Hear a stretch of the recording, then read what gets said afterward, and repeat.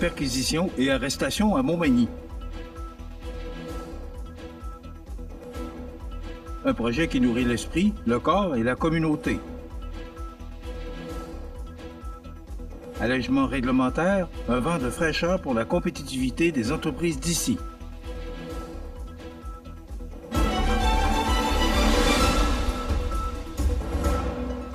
Lundi 8 décembre 2025.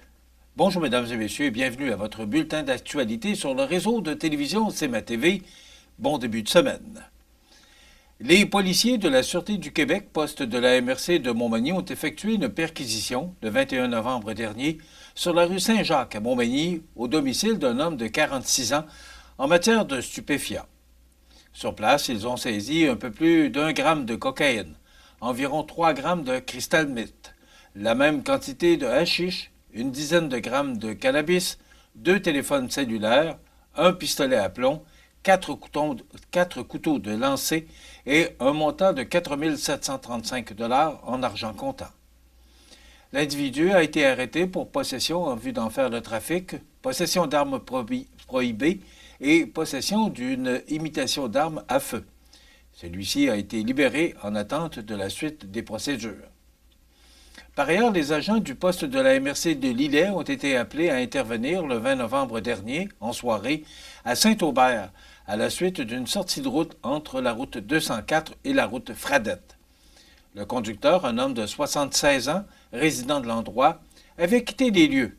Cependant, les policiers l'ont rapidement retrouvé et, ayant des motifs raisonnables de croire que celui-ci conduisait avec les capacités affaiblies par l'alcool, ont procédé à son arrestation.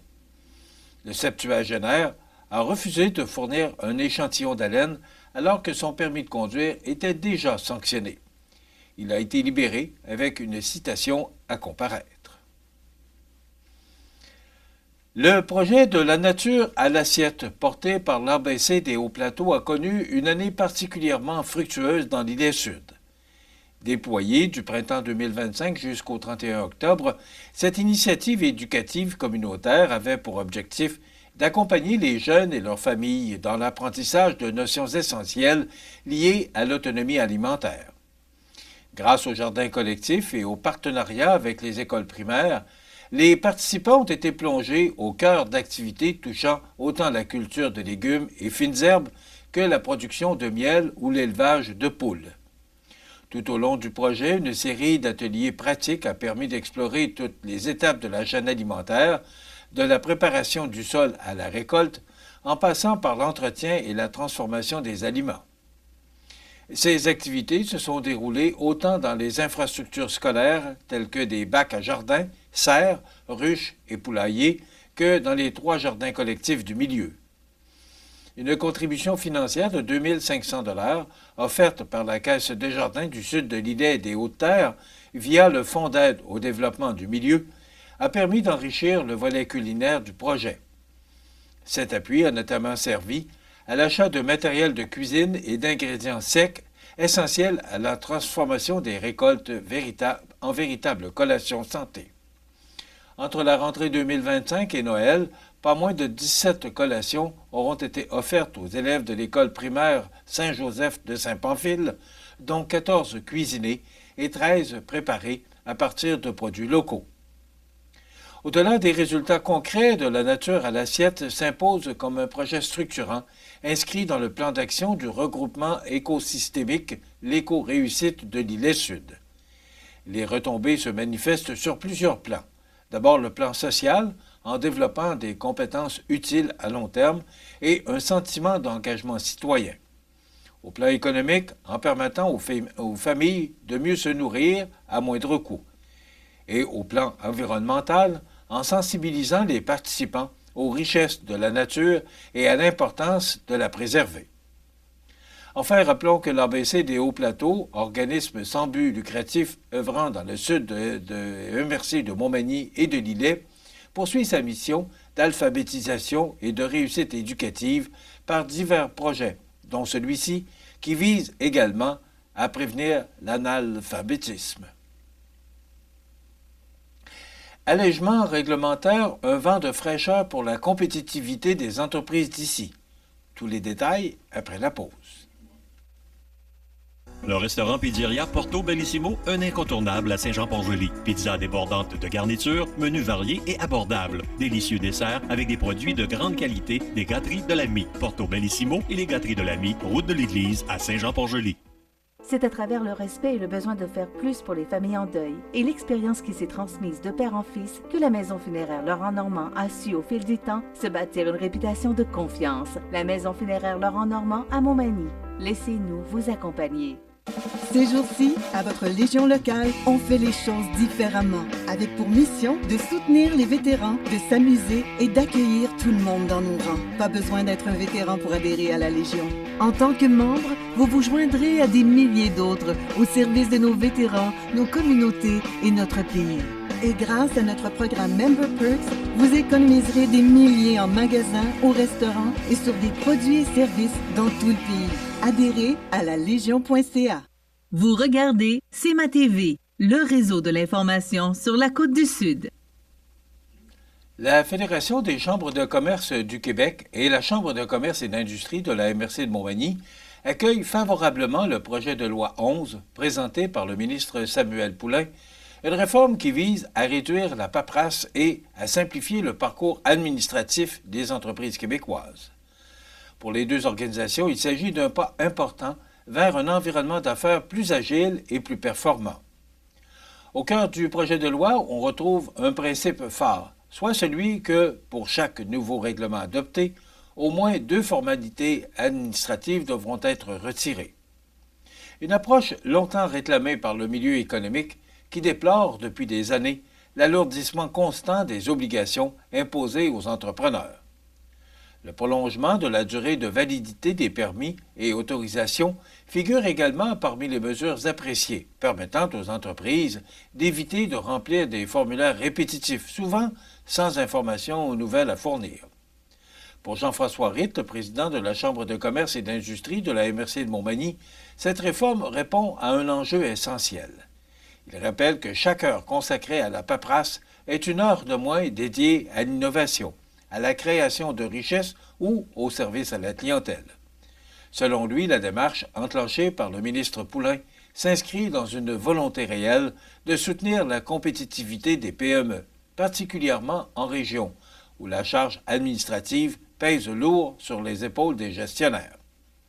La Fédération souligne également l'importance du mandat clair en matière d'allègement réglementaire confié au ministre de l'Économie, de l'Innovation et de l'Énergie. Sa présidente, directrice générale Véronique Proulx, rappelle que les entreprises québécoises se mesurent quotidiennement à des concurrents étrangers qui n'ont pas à composer avec un tel niveau de surréglementation. Selon elle, les orientations actuelles vont dans le bon sens, mais la véritable différence reposera sur la politique qui suivra l'adoption de la loi et sur sa capacité à générer des impacts mesurables pour les entreprises. D'autres mesures touchant la sous-traitance en matière d'alcool ou encore le transport de marchandises surdimensionnées comme les composantes d'éoliennes sont aussi évoquées.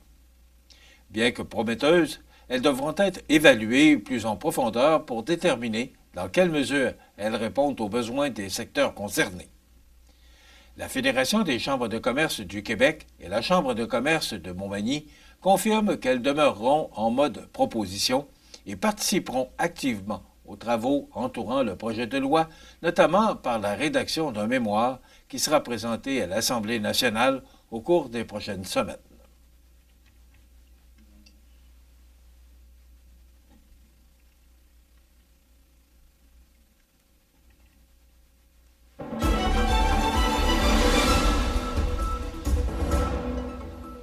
Au sport, la soirée du mérite sportif et culturel tenue le jeudi 20 novembre dernier a pris des allures de célébration mémorable pour toute la famille Mani-Jim. L'événement, qui met chaque année en lumière l'engagement et la vitalité du milieu sportif et culturel de la région, a offert un moment d'émotion et de grande fierté au club manimontois, chaleureusement honoré devant une salle rassemblée pour reconnaître l'excellence locale. Mani-Jim a reçu le prestigieux Mérite Héritage, une distinction attribuée pour souligner son 50e anniversaire. Ce demi-siècle d'existence représente bien plus qu'une simple étape chronologique. Il témoigne d'un engagement profond envers les jeunes, de milliers d'heures d'entraînement, de défis relevés, de réussites marquantes et d'une communauté soudée derrière ses gymnastes. Le club a tenu à rappeler que cet honneur appartient à toutes les personnes qui, depuis 1975, ont fait vivre Magny Gym, dont les entraîneurs passionnés, les bénévoles dévoués, les familles impliquées et, bien sûr, les athlètes, qui donnent un sens à cette mission année après année. Deux jeunes gymnastes ont également retenu l'attention lors de cette soirée. Zoé Caron et Ophélie Messervier ont été honorés du mérite du dépassement individuel. Leur reconnaissance vient saluer un parcours marqué par la résilience, la détermination et la volonté constante de se surpasser malgré les obstacles. Ces distinctions soulignent non seulement leur progression remarquable, mais aussi leur rôle inspirant auprès de leurs pairs et de toute la communauté. Elles incarnent parfaitement les valeurs humaines et sportives que défend le club. La direction de Magny Gym a également tenu à souligner la présence de Brigitte Vézina, dont l'implication contribue au rayonnement du milieu sportif régional, ajoutant une dimension encore plus rassembleuse à l'événement. Ému, le directeur général Robert McKay a déclaré que recevoir un prix pour l'héritage du club et voir deux jeunes gymnastes honorés pour leur dépassement constitue un moment marquant qui rappelle la force de la grande famille Magny Gym. Enfin, le club a exprimé sa profonde gratitude envers la ville de Montmagny, organisatrice de cette soirée de reconnaissance, dont l'engagement envers les organismes, les jeunes et les bâtisseurs de la communauté demeure essentiel au développement culturel et sportif de la région. Et du côté de la Ligue de hockey Côte-du-Sud, le week-end a été particulièrement animé, alors que 5 rencontres figuraient au calendrier, dont 4 disputées vendredi soir. Au terme de cette série de matchs, le Family Prix de Saint-Joseph s'est imposé comme la formation dominante, cumulant 2 victoires convaincantes pour reprendre la tête d'un classement général extrêmement serré. Vendredi, à Saint-Prosper, l'action a débuté avec un duel serré entre le Giovannina de Sainte-Marie et les Hunters de Saint-Prosper. C'est finalement Olivier Beaulieu qui a tranché en prolongation, procurant un gain de 5-4 au Marie-Vrin, après un match où les deux équipes se sont échangées l'avance à plusieurs reprises. À Saint-Charles, le décor Mercier de Montmagny a offert une performance offensive éclatante, l'emportant 7-3, grâce, notamment, aux 5 points chacun de François Gagnon et d'Alexandre Larouche.